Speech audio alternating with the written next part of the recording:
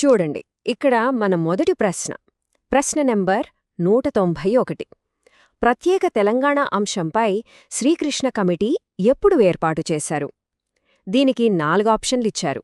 Option 1 జనవరి 5, 2010, option 2 ఫిబ్రవరి 10, 2010, option 3 ఫిబ్రవరి 3, 2010, option 4 April 16, 2010.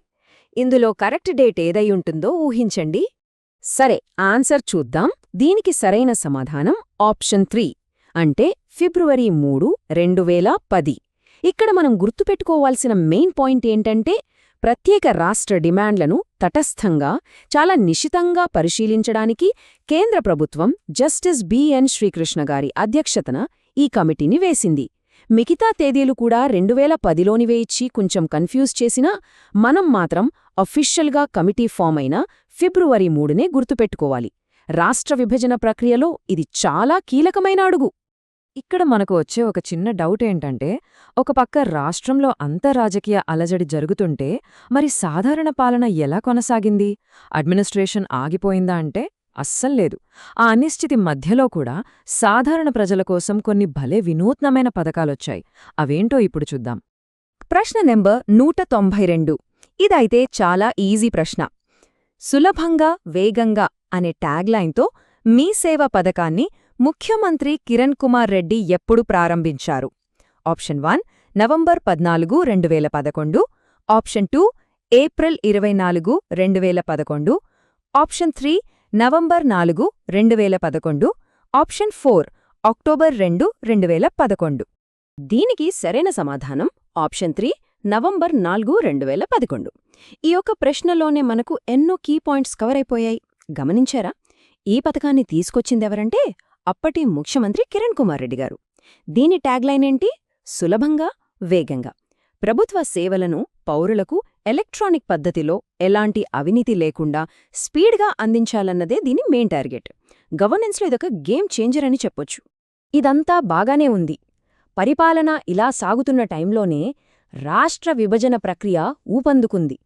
అప్పుడు 2014 ప్రారంభంలో రాష్ట్రంలో ఒక పెద్ద రాజకీయ శూన్యత ఏర్పడింది. ఎందుకు అలా జరిగింది? ఏంటా పరిస్థితి? ప్రశ్న నంబర్ 193 గమనిద్దాం. ఉమ్మడి ఆంధ్రప్రదేశ్ రాష్ట్రంలో రెండవసారి రాష్ట్రపతి పాలన ఎప్పుడు విధించారు?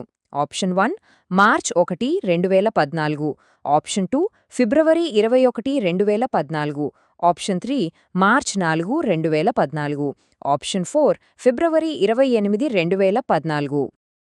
ఆన్సర్ గెస్ చేశారా? సరైన సమాధానం ఆప్షన్ 1 మార్చ్ 1, 2014. ఇక్కడ మనం హిస్టరీని కొంచెం న్యూట్రల్గా అర్థం చేసుకోవాలి. ఏపీ పునర్వ్యవస్థీకరణ చట్టం పార్లమెంటులో పాసవడాన్ని నిరసిస్తూ అప్పటి ముఖ్యమంత్రి తమ పదవికి రాజీనామా చేశారు. దానికి తోడు ఆల్టర్నేట్ గవర్నమెంట్ ఫామ్ అయ్యే ఛాన్స్ కూడా లేకపోవడంతో తప్పనిసరి పరిస్థితుల్లో మార్చ్ 1న రాష్ట్రపతి పాలన విధించారు. మళ్లీ ఎలక్షన్స్ జరిగి కొత్త ప్రభుత్వాలు వచ్చేవరకు ఇదే కంటిన్యూ అయింది. సరే, మరి రాష్ట్రపతి పాలన ఎప్పటికీ ఉండిపోదు కదా? అదొక టెంపరరీ అరేంజ్మెంట్ మాత్రమే. మరి కొత్తగా ఏర్పడిన రాష్ట్రంలో డెమోక్రసీ ఎలా మళ్లీ ట్రాక్ మీదకొచ్చింది? దాని తర్వాత జరిగిన పరిణామమేమిటి? ప్రశ్న నంబర్ 194. 2014లో జరిగిన సాధారణ ఎన్నికలలో నవ్యాంధ్రప్రదేశ్లో అధికారం చేపట్టిన పార్టీ ఏది? ఇది పూర్తిగా ఎలక్షన్ రిజల్ట్స్ మీద బేస్ అయిన ప్రశ్న. Option 1 Telugu Desam party, option 2 Congress party, option 3 YSR Congress party, option 4 BJP. దీనికి ఆన్సర్ ఆప్షన్ 1 తెలుగుదేశం పార్టీ. 2014లో జరిగిన ఈ జనరల్ ఎలక్షన్స్లో కొత్తగా ఏర్పడిన నవ్యాంధ్రప్రదేశ్లో మెజారిటీ ప్రజలు తెలుగుదేశం పార్టీకి మద్దతిచ్చారు. దాని ఫలితంగా ఆ పార్టీ కొత్త రాష్ట్రానికి తొలి ప్రభుత్వాన్ని ఏర్పాటు చేసే మ్యాండేట్ని సాధించింది. ఆంధ్రప్రదేశ్ రాజకీయాల్లో ఇదొక సరికొత్త అధ్యాయమని చెప్పొచ్చు. ఫైనల్గా మన ప్రశ్న నంబర్ 195. నవ్యాంధ్రప్రదేశ్కు తొలి ముఖ్యమంత్రిగా నారా చంద్రబాబు నాయుడు ఏ రోజున పదవీ ప్రమాణ స్వీకారం చేశారు?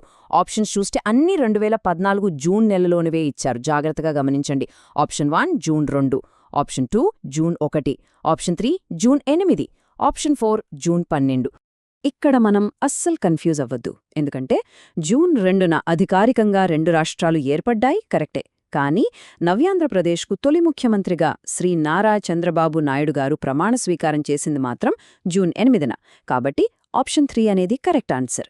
ఈ అఫీషియల్ ఈవెంట్ తోటే అంతకుముందు మనం మాట్లాడుకున్న ఆ రాష్ట్రపతి పాలనకు అధికారికంగా ఎండ్ కార్డు పడిపోయి ప్రజల ప్రభుత్వం మళ్లీ కొలువుదీరింది.